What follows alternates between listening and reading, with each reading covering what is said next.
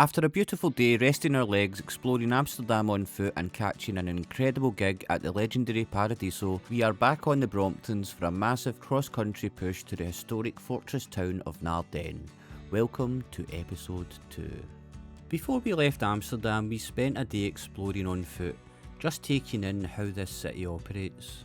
Like this electric charging cable, draped right across the live cycle lane.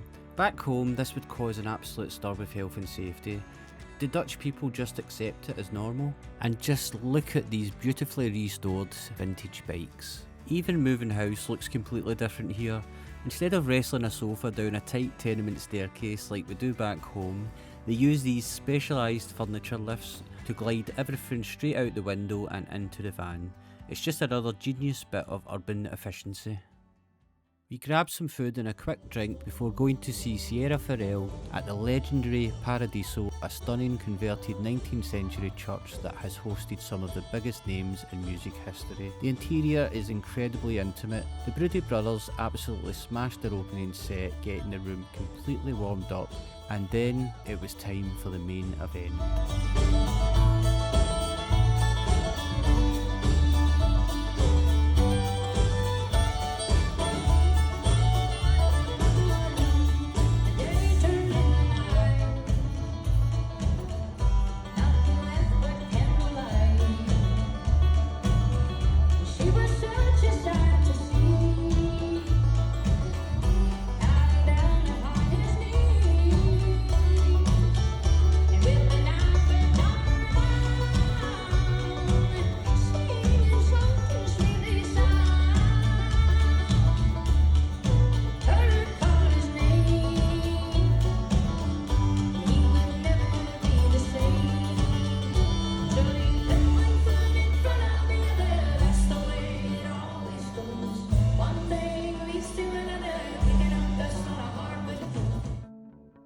Waking up the next morning, we watched waves of everyday people gliding past.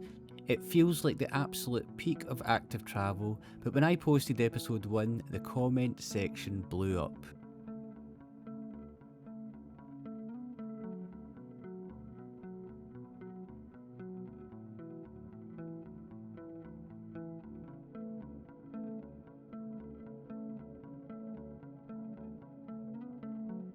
And there's no better place to say goodbye to the capital than cycling right through the middle of the National Museum. Literally, they built a massive bike path straight through the grand archways of the building. Back home, a historic site like this would be completely walled off. Here, it's just part of the morning commute. As the museum fades into the background, the city traffic starts to drop away. We are now officially on the open road to Naarden. Once you hit these long open stretches, you really start to appreciate what the locals were talking about. There are no cars, no potholes, just miles of smooth asphalt running right alongside the canals. You pass these gorgeous countryside homes and everything just feels incredibly peaceful. It's just proper, lovely cycle touring. And then you hit infrastructure like this. This is the Nassiobroek, the longest cycle suspension bridge in the entire country, sweeping right over the Amsterdam Rhine Canal. This isn't a bridge built for cars with a tiny pavement slapped on as an afterthought.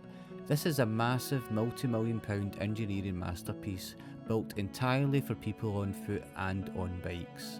Cycling up this massive curved ramp on the small wheels of a Brompton really puts the sheer scale of Dutch engineering into perspective.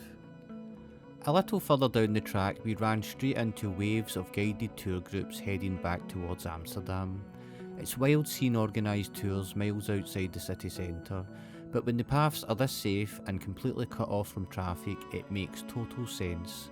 Out here, cycle touring isn't an extreme sport, it's just a brilliant day out. As the afternoon heat started to kick in, even the local sheep were looking for any bit of shade they could find behind these walls. But even alongside the busier main roads, the infrastructure doesn't quit. You get these massive bi-directional lanes completely separated from the traffic by a gorgeous green buffer of trees and grass. Soon we hit the outskirts of Naarden, rolling past some absolutely stunning waterfront houses. Now Naarden is a beautiful historic town with incredible locks and cafes, but today we are on an absolute quest, No stopping for coffee, we've got our eyes firmly locked on our final destination, the fortress of Naarden. Leaving Naarden behind, the route completely flattens out into the classic Dutch countryside. According to the maps, we are closing in fast on the fortress. Even as you approach the outskirts of towns, the paths stay completely separated. It just takes away all the stress of navigating a brand new area. And just like that, we pass the sign, roll over the metal drawbridge. We have officially made it to the star-shaped fortress town of Naarden. After a massive cross-country push on the Bromptons, it was time to find our base for the next couple of days. We checked into this absolutely beautiful bed and breakfast right in the heart of town. This is home for the next 2 nights, and to be honest, our legs are needing a well-deserved rest. But we aren't putting the cameras away just yet. In the next episode, we are getting back on the bikes to explore one of the most uniquely designed fortress towns on the planet. If you want to see what it's actually like to cycle inside a real-life star fortress, hit that subscribe button right now, and I'll see you in the next one.